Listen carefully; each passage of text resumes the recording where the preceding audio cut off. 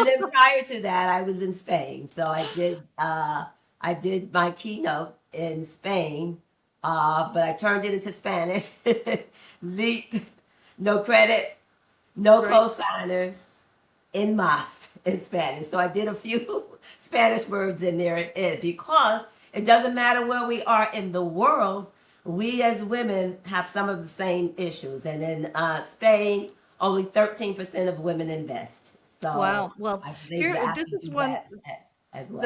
that's amazing. And so with this teenager, this is one of my questions, and it was exact same dollar amount. If someone had only $5,000, what would you tell them is the smartest way to get started for your Okay. kind of pathway that you Okay, teach? if they want to get started in real estate, then I would tell them first of all to get mentoring with that $5,000. As you well know, I have a rental property mastery course whereby I loan my students the money for their first properties, and at $5,000, I would absolutely have this particular young man. I want him in my program because I would want him to get his first property by the time he's 17. Of course, he would not be able to, he would have to have a co-signer in that. But remember, when I'm loaning students money, I'm not looking at just credit scores.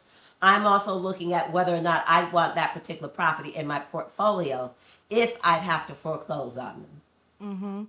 Um, and what is one myth, speaking about this, in the real estate investing world that genuinely frustrates you? One of the myths is that you need a lot of money Hmm. to start investing. And you don't necessarily have to need a lot of money because, especially in today's economy and today's world, there are over 2,000 programs nationwide where they can take advantage of the opportunities. And it doesn't matter if they have a low credit score or not. There's a program that will actually help them. As a matter of fact, as you well know, last week both Fannie Mae and Freddie Mae dismiss credit scores. Of course, they have to. Of course, they have to complete all the other criteria, such as debt to income ratios and things like that. But that is a start to get you into your first home.